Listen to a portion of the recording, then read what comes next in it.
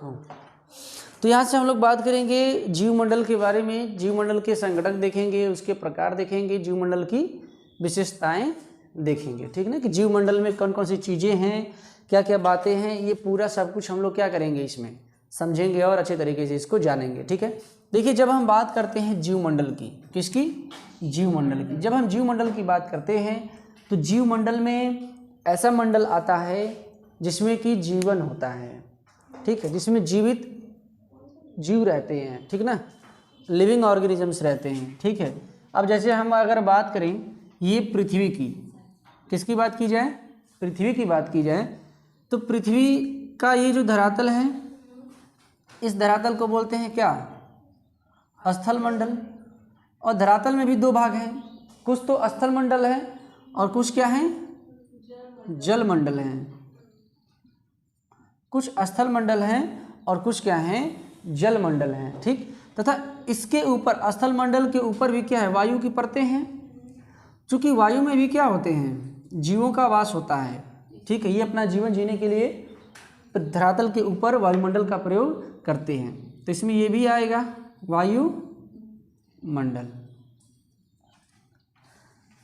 तो जलमंडल, स्थल मंडल और वायुमंडल को मिला करके एक ऐसा मंडल जिसमें जीव अपना जीवन जीते हैं, उसको कहते हैं जीवमंडल, ठीक है। या इसी का नाम क्या है, जैवमंडल, बायोस्फीयर।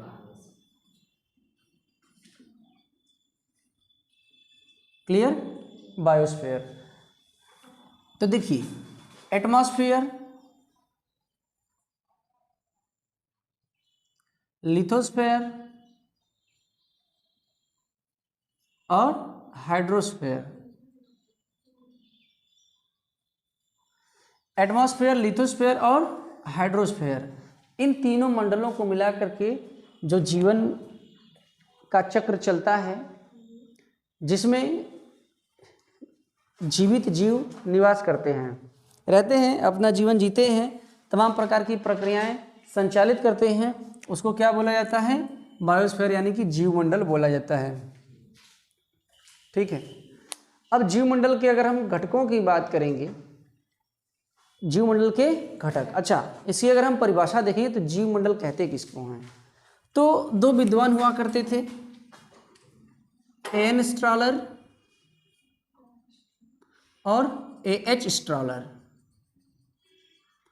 1977 में एन स्ट्रॉलर और एच स्ट्रॉलर ने एक परिभाषा दी। इन्होंने कहा कि देखिए, पृथ्वी पर उपस्थित समस्त जीवित जीव, पृथ्वी पर उपस्थित समस्त जीवित जीव जिस पर्यावरण में रहते हैं उसी को जीवमंडल कहते हैं।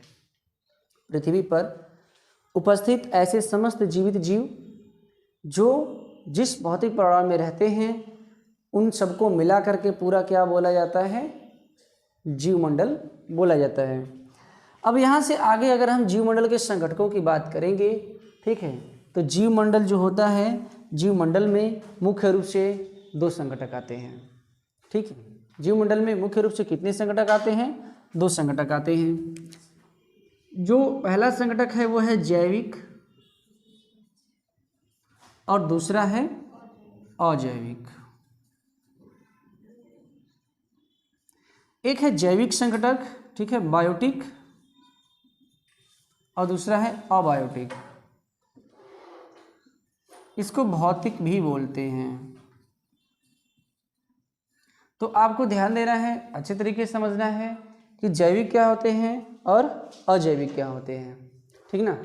तो देखिए, हमारे पर्यावरण में जितने भी जीव होते हैं और जिनमें भी जीवन है, चाहे वो पशु पक्षी हों, कीड़े मकोड़े हों, बड़े जंतु हों, चाहे वो वनस्पतियाँ हों, पेड़ पौधे हों, ठीक ना, इन सब में ही क्या होता है, जीवन होता है। तो जिसमें जीवन हो, जिसमें जीवन हो, वो क्या होता है, जैविक होता है। और जिसमें जीवन नहीं है लेकिन जीवन को जीने के लिए उसका प्रयोग किया जाता है, जीवन को जीने के लिए वह जरूरी होता है, उसमें होता है क्या, अजैविक संगठक, ठीक ना। अजैविक संगठकों में ताप, सूर्य का प्रकाश, मिट्टी, ठीक ना। चट्टान, ये सारी चीज़ें क्या हैं, अजैविक संगठक हैं, और अजैविक संगठकों में क्या होता है, ये चीज़ें निवास करती हैं। अगर हम जैविक संगठकों की बात करें तो जो जैविक संगठकों का जो तंत्र होता है वह मुख्य रूप से उसके 3 भाग होते हैं। तो जो जैविक संगठकों का जो तंत्र है इसके 3 भाग हैं। पहला क्या है, वनस्पति, ठीक है, वनस्पतिक संगठक। दूसरा क्या है, जंतु संगठक।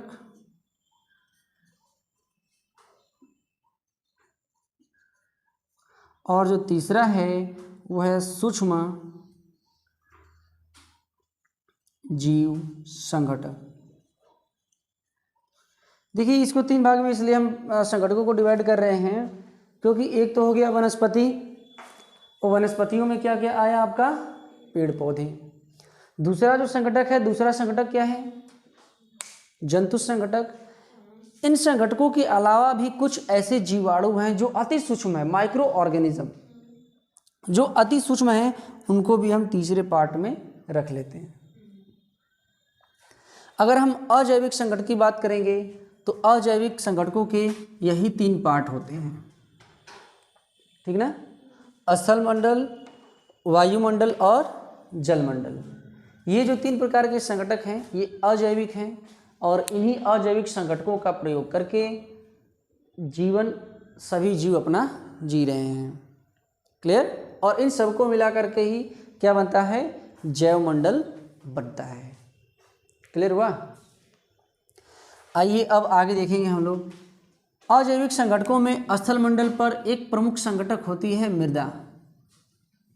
अगर मृदा संगठक की हम बात करेंगे तो यह संगठक अति महत्वपूर्ण है, ठीक है।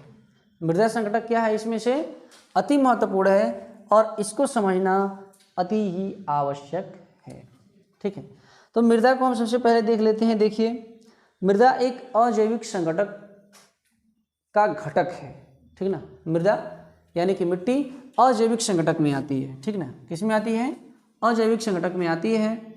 और मिट्टी की अगर हम बात करें तो मिट्टी को जैविक प्रयोगशाला का नाम दिया जाता है, ठीक है। क्या नाम दिया जाता है, जीवों का कारखाना, या इसको कहते हैं जैविक प्रयोगशाला। जीवों का कारखाना या जैविक प्रयोगशाला, इसका नाम दिया जाता है मृदा को।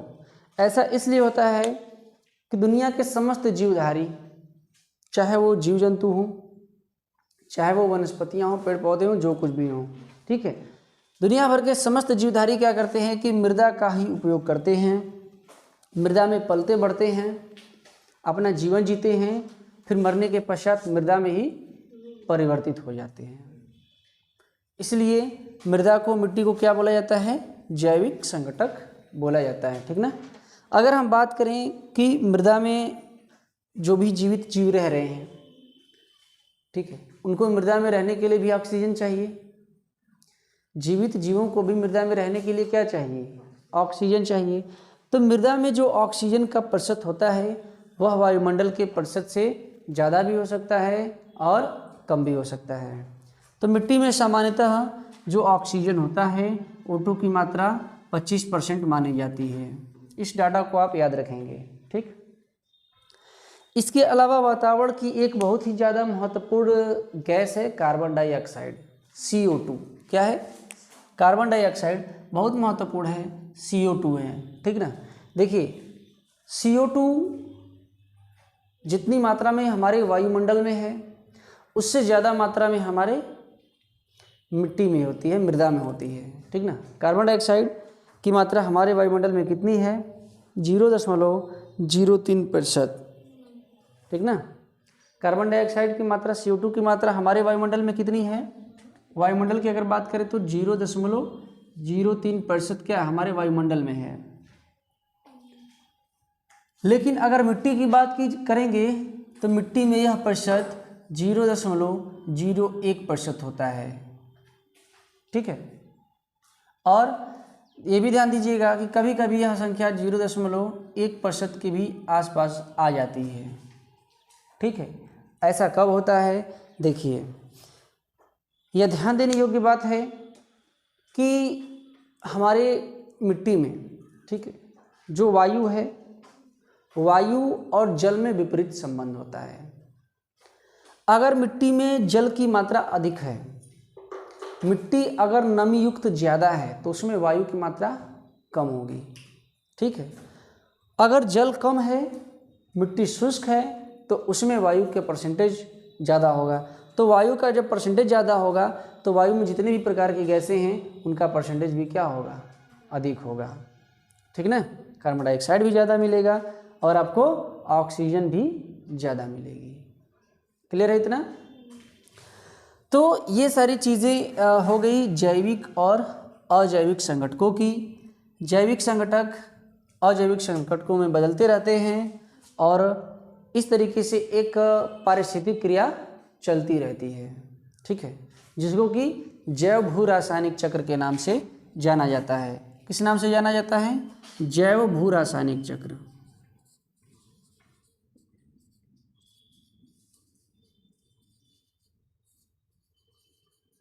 ठीक ना। अब ये जैव भू रासायनिक चक्र क्या है? बायो जियो केमिकल साइकिल। तो बायो जियो केमिकल साइकिल ऐसी चीज़ है जिसमें जो जैविक घटक होते हैं वो अजैविक घटकों में बदलते हैं और जो अजैविक घटक होते हैं वो जैविक घटकों में बदलते हैं। ठीक है, इसी प्रक्रिया को, इसी प्रोसेस को क्या बोलते हैं? जैव भू रासायनिक चक्र, जिसमें अजैविक जैविक में बदलते हैं और जैविक पदार्थ अजैविक पदार्थों में बदल जाते हैं। इन संगठकों में अब हम क्या करेंगे, कुछ बातें और समझेंगे और जानेंगे। ठीक ना। एक बात यहाँ पर ध्यान दीजिएगा, जब हम लोग मृदा संगठक को पढ़ते हैं तो मृदा संगठकों में दो चीज़ें आती हैं। ठीक है, मृदा में दो चीज़ें आती हैं। जब हम इसके लंबवत, मृदा को जब हम लंबवत बांटते हैं, किस तरीके से बांटते हैं? लंबवत बांटते हैं। तो मृदा को जब हम लंबवत बांटते हैं तो इसके जो ऊपर का भाग होता है, जो ऊपरी मृदा होती है, ठीक है, ये क्या होती है? इसको बोलते हैं मृदा और इसी का नाम दिया जाता है सोलम। तो सोलम आप याद रखिएगा। ठीक है, और इस परत के नीचे जो चूड़ के आकार की लेकिन चट्टानी सतह से ऊपर, ये जैसे मान लीजिए कि क्या है? चट्टान है, ये चट्टान है और इसके ऊपर अगर चूड़ आकार में मृदा का निर्माण हो रहा है तो ढीली मृदा की ढीली परत जो चट्टान के बाद चूड़ बनती है और जिसके बाद ऊपरी भाग में आती है, जब उसमें ह्यूमस मिल जाते हैं तो वह उर्वर मृदा हो जाती है। इसी को क्या बोलते हैं? रिगोलिथ बोलते हैं। ठीक ना, इसको क्या बोलते हैं? रिगोलिथ बोलते हैं। ठीक, तो ये बातें आपको इसमें जाननी है। अब आगे हम लोग क्या देखेंगे? हम आगे बात कर रहे थे जैविक संगठकों की। तो जैविक संगठकों में हमने देखा कि 3 प्रकार के संगठक हैं। इन 3 प्रकार के संगठकों में हम सबसे पहले बात करेंगे वनस्पतिक संगठक की। वनस्पतिक संगठकों में कुछ चीज़ें आती हैं जिनको हम क्या करेंगे? जानेंगे। ठीक है, देखिए, जितने भी प्रकार के वनस्पतियां हैं ये सब प्राथमिक उत्पादों की श्रेणी में आती हैं। किसकी श्रेणी में आती हैं? प्राथमिक उत्पादों की श्रेणी में आती हैं। ठीक है, यह प्रथम प्रकार के उत्पादक होते हैं और सूर्य के प्रकाश द्वारा प्रकाश संश्लेषण करके अपने भोजन का निर्माण करते हैं। ठीक है, जितने भी वनस्पतियां हैं ये उत्पादकों की श्रेणी में आती हैं और प्रथम प्रकार के क्या हैं? उत्पादक हैं। क्लियर?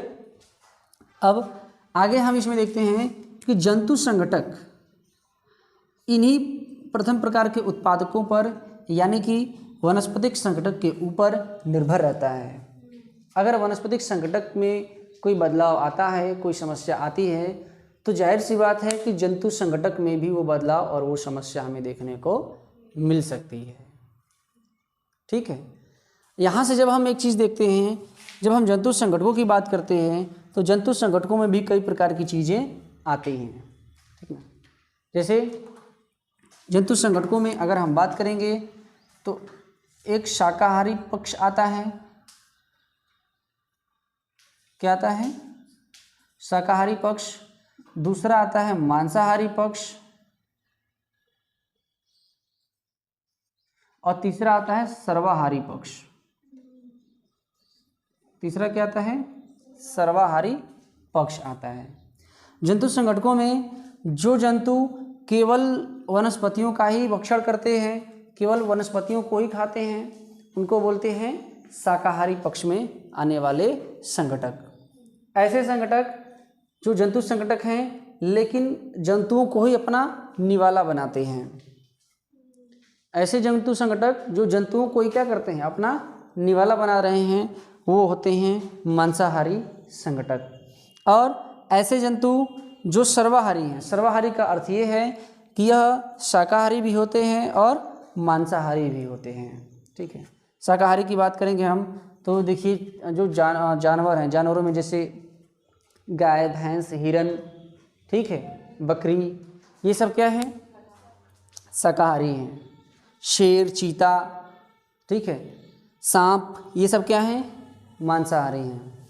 लेकिन जैसे कुत्ता हो गया, बिल्ली हो गया, ठीक है, ये शाकाहारी चीज़ें भी खाते हैं और मांसाहारी चीज़ें भी खाते हैं, तो ये किस में आएंगे? सर्वाहारी में आएंगे। इन संगठकों के अलावा कुछ और संगठक होते हैं जिसमें से कुछ हम देखेंगे, जैसे मृतोपजीवी। मृतोपजीवी, परजीवी, ठीक है, मृतोपजीवी और परजीवी। अब मृतोपजीवी क्या होते हैं? ध्यान दीजिए, ऐसे जंतु संगठक जो मृत जंतुओं के शरीर पर ही निर्भर होते हैं और उनको खा करके अपना काम चलाते हैं, अपना जीवन व्यतीत करते हैं, तो ऐसे संगठकों को मृतोपजीवी की श्रेणी में रखा जाता है। ठीक है, सेप्रोफाइट्स। और कुछ पैरासाइट्स होते हैं, परजीवी होते हैं। परजीवी का अर्थ ये है कि ऐसे जीवित संगठक जो दूसरे जीवित संगठकों के ऊपर रह के ही अपना जीवन चलाते हैं। ठीक है, जैसे कि मच्छर जिंदा है और जिंदा लोगों यानी कि इंसानों का खून चूसता है, दूसरे जानवरों का खून चूसता है। ठीक है, तो मच्छर किस में आएगा? पैरासाइट में आएगा, परजीवी में आएगा। ठीक ना। और मृतोपजीवी में जैसे आपके कुछ ऐसे जीव होते हैं जो मृत जीवों को ही खाते हैं और उन्हीं के शरीर के ऊपर क्या करते हैं? रहते हैं, तो उनको बोलते हैं क्या? मृतोपजीवी। क्लियर है? परजीवी क्या होते हैं और मृतोपजीवी क्या होते हैं? और ये जो घटक हैं, इन दोनों घटकों को और इन घटकों को मुख्य रूप से दो और पारितंत्रों में डिवाइड किया जाता है। ठीक ना। तो अगर हम बात करेंगे जंतु संगठकों में, तो जंतु संगठकों में दो चीज़ें आएंगी। एक तो होते हैं स्वपोषी और दूसरे होते हैं क्या? परपोषी। ठीक है, एक ऑटोट्रोफ्स होते हैं और एक हेटेरोट्रोफ्स होते हैं। स्वपोषी में ऐसे जंतु आते हैं जो स्वयं अपने भोजन के लिए क्या करते हैं कि अपना जो भी क्रियाएं हैं वो उसको क्या करते हैं? संचालित करते हैं, अपना भोजन खुद बनाते हैं। और परपोषी में क्या है कि दूसरों का भोजन ही ग्रहण कर लेते हैं। ठीक, ये होते हैं क्या?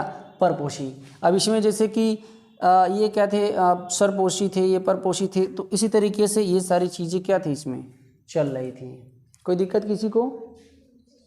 चलिए आगे अब हम लोग देखेंगे किसकी?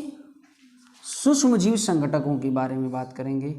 सूक्ष्मजीव संगठक ऐसे संगठक होते हैं जिसमें बहुत सारे छोटे छोटे जीव शामिल होते हैं। ठीक है, इसमें वायरस भी हो सकते हैं और बैक्टीरिया भी शामिल हो सकते हैं तथा अन्य बहुत ज़्यादा ही सूक्ष्म यानी कि माइक्रो ऑर्गेनिजम्स को इसमें क्या किया जाता है? शामिल किया जाता है। क्लियर है इतना? चलो ध्यान दो। देखिए इसमें अंत में हम ये पढ़ेंगे कि अगर कोई जीव मंडल है तो जो भी जीव मंडल का जो संगठक है उसका कार्यात्मक विभाजन किस प्रकार से होता है। आखिर कोई भी जीव मंडल कैसे चलता है, कोई भी प्रक्रिया किस प्रकार से संचालित होती है। ठीक है, तो इसको हम लोग थोड़ा सा समझ लेते हैं। देखिए सबसे पहले तो कुछ चीज़ें हैं जिसको जानने की आवश्यकता है। सबसे पहले अजैविक तत्व होते हैं। क्या होते हैं? अजैविक तत्व, या इसी को बोलते हैं भौतिक तत्व। क्या बोलते हैं? अजैविक या भौतिक तत्व, जिनके ऊपर सभी प्रकार के उत्पादक भी रहते हैं और उपभोक्ता भी रहते हैं। ठीक है, दूसरा क्या है? उत्पादक। अजैविक संगठकों के ऊपर उत्पादक निवास करते हैं। उत्पादकों को खाने वालों को क्या बोला जाता है? उपभोक्ता। तो कुछ उपभोक्ता भी निवास करते हैं, ठीक है। उत्पादक को हम बोलेंगे क्या? प्रोड्यूसर्स और उपभोक्ताओं को क्या बोलेंगे? कंज्यूमर्स, ठीक। और जो चौथा आते हैं वो होते हैं क्या? अपघटक या वियोजक। अपघटकों का जो काम होता है क्या होता है? इसको बोलते हैं क्या? डीकम्पोजर। तो यहाँ से ये समझने वाली बात ये है कि जीवमंडल में इन चारों का ही होना बहुत ही आवश्यक है, ठीक है। इन चारों का होना ही जीवमंडल में क्या है? अति आवश्यक है। इन चारों के बिना काम नहीं चलने वाला है। देखिए भाई, अजैविक चीज़ें होनी चाहिए जिसमें जैविक संगठक उपस्थित होंगे। क्लियर है? अजैविक चीज़ें होनी चाहिए जिसपे जैविक संगठक क्या होंगे? उपस्थित होंगे। दूसरी बात, उत्पादक होने चाहिए। भाई जैविक संगठक खाएगा क्या? तो प्रोड्यूसर्स भी तो चाहिए कि खाने के लिए चीज़ों का प्रोडक्शन करे, उत्पादन करे, ठीक। उपभोक्ताओं ने खा लिया, अब भाई उपभोक्ता तो हमेशा जिंदा रहेंगे नहीं, मरेंगे भी। तो जैविक से अजैविक में भी उनको बनना है।